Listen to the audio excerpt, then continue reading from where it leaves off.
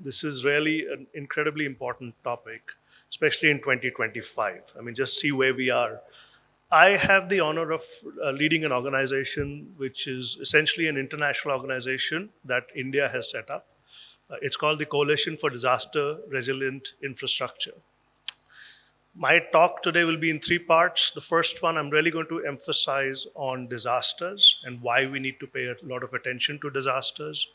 The second part will be a very brief introduction to CDRI. And the third one is the opportunity for digitalization to support resilient infrastructure. I think a lot of you now see what's going on in the world. Even today, if you open the newspaper or look at BBC or CNN, there is a cyclone coming through the US East Coast.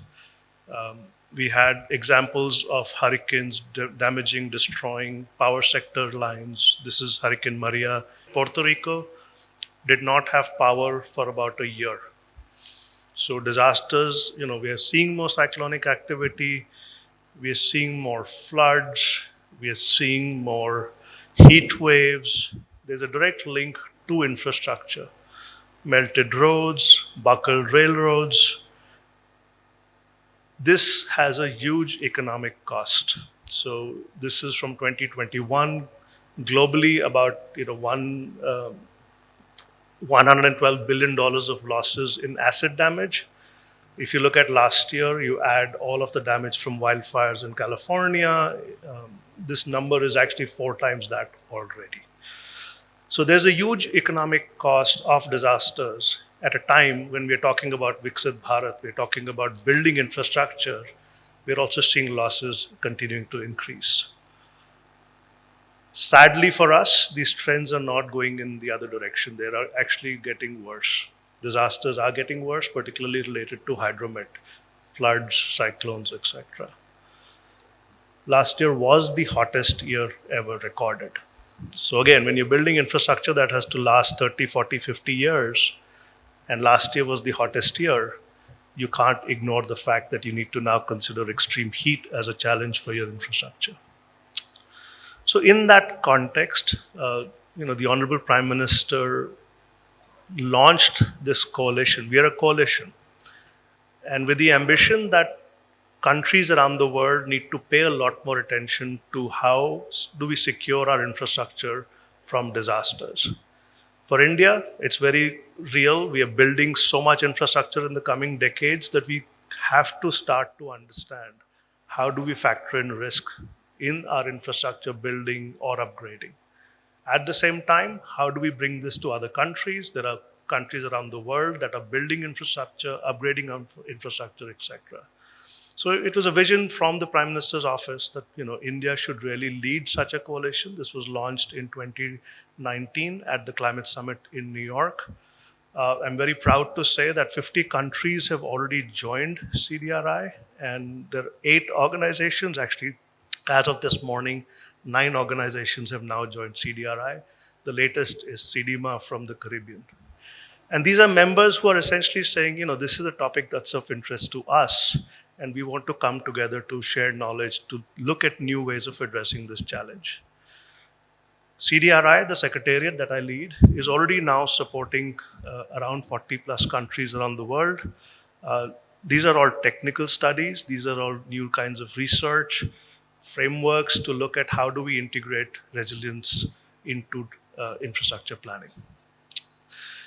When you look at the opportunity for digitalization, we have a report that's going to come out later at the COP in Brazil, but we're breaking it down into 3 parts.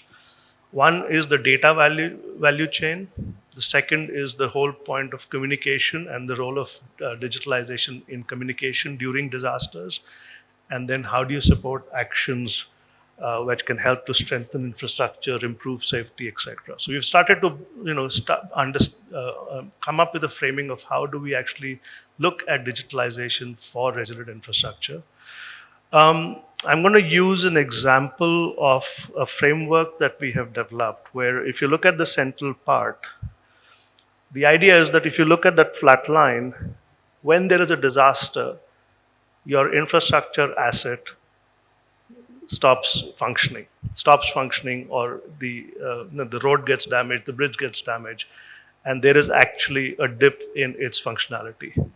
That stays for a while, and then that recovers. So if you look at that curve, it's essentially at a point of an earthquake or a flood or a cyclone, something happens to the infrastructure, the performance goes down, it stays down, and then it comes back up.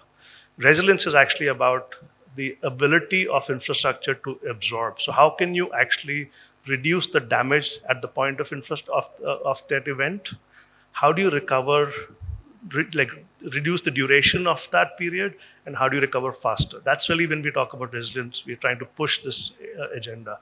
And in that context, technology can start to come and play a lot of different roles.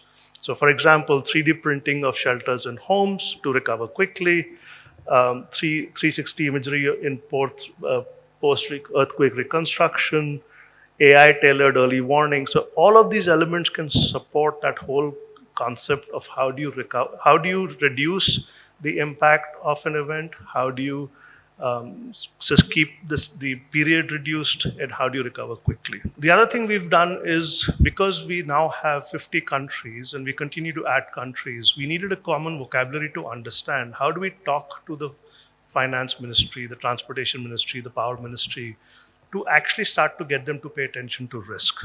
So we actually built a global probabilistic risk model for the entire world, which has actually factored in 8 kinds of infrastructure and 6 kinds of hazards, with the intention that at a national level, a country should be able to understand what is the amount of losses it can sustain because of all of the various hazards. Again, earthquakes, landslides, floods, cyclones, etc., etc.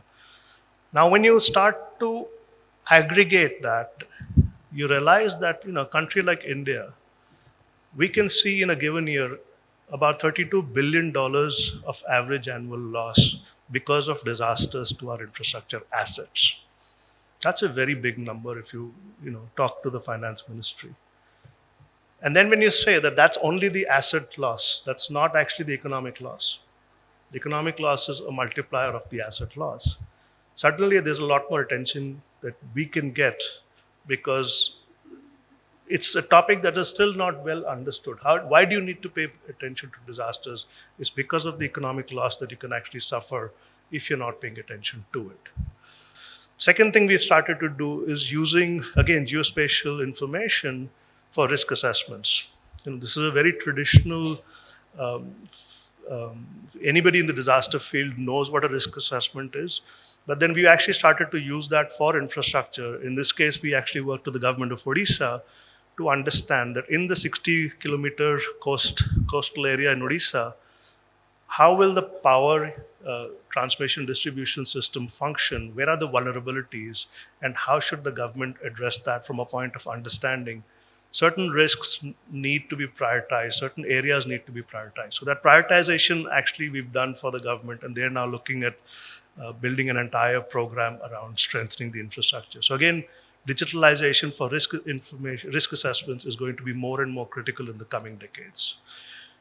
The third part is we're really starting to push for more innovation in this space. So we sponsor a lot of fellowships around the world, and just some examples of in Dominican Republic, they're looking at AI for early warning.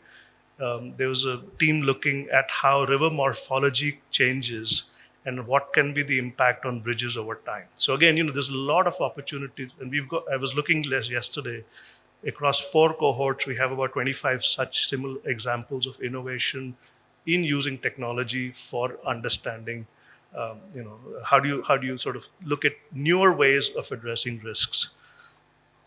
I think that was probably my last slide. So let me leave you there. I think we are really a new organization, very, very new. Our function is, we are in the public domain. We are here to work with the industry, with government, be the interlocutor for saying how are other parts, like how are members across the coalition working on an agenda, and how do we spur innovation in that space? That's really where we think of ourselves in the space of digitalization for resilient infrastructure. So happy to work with anybody. Thank you.